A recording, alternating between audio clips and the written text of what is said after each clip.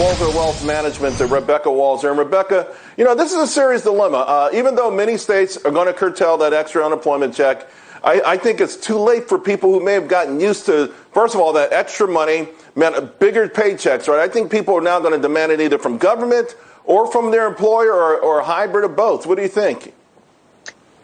Charles, I think that this is intentional a little bit. And I hate to say that, but the insidious nature of a government paying people enough income to not be productive and to sit at home and do nothing is an intentional design of a certain type of government where what you do is you entice people to give up their hopes, their dreams, their ambitions, and you reward them instead with a meander, lifestyle, life existence that can just get by, but you don't give them enough to really get ahead. You get them to just get by. People lower their expectations, accept that, let their ambitions go, and then you have a society of people that now are dependent on the government, and the government can implement whatever they want because people won't revolt against it because they're counting on the government for that income. This is the insidious way that Marxism takes over. And what's interesting, to your point, we've got these additional child credits that are kicking in a few weeks. One of the things that President Biden wants to do is make those permanent. And again, you can, obviously it looks great the way you can frame it, but ultimately it does disincentivize folks from getting out there, from working, from nurturing any kind of God-given talents and gifts they may have.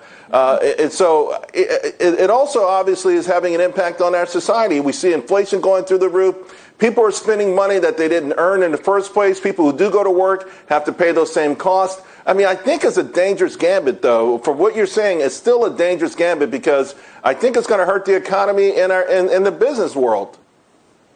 Charles, small and medium-sized businesses, they are the economic engine of growth for GDP in this country. And when they can't find workers, or when workers have lost their ambitions because they can be lulled into just existing at home doing nothing and not being productive, that's not the America that you and I worked our tails off to come up through the ranks and build what we've built for ourselves. And everyone should want to do that for themselves. We don't want a country of people just existing. We want to keep a country of people thriving. And the only way to have that is with economic opportunity. And that is why America is still, to this day, the beacon of light and freedom. We have a big challenge on our hands. We have to fight back on this. But I don't see anybody running to Latin America, South America. They're coming here because the economic opportunity has always been here. And we're in a real dangerous crossroads in this country of losing it. And we have to stand up as patriots and say, no, this is not the America. This is not the economic model. This is not what we're going to stand up with. We're going to stand against this.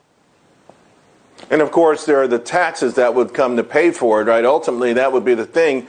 So how are you feeling? Because I do believe, though, Rebecca, there has been a sea shift just in the last 3 months on this kind of thing. Even some Democrats and lawmakers are saying, hey, we're going to draw the line at certain places because maybe they feel the same way you do. They don't articulate it as well, and they don't maybe want everyone to know they feel that way. But we've got enough lawmakers that it feels like the most draconian things they wanted to do to make this a reality may not happen.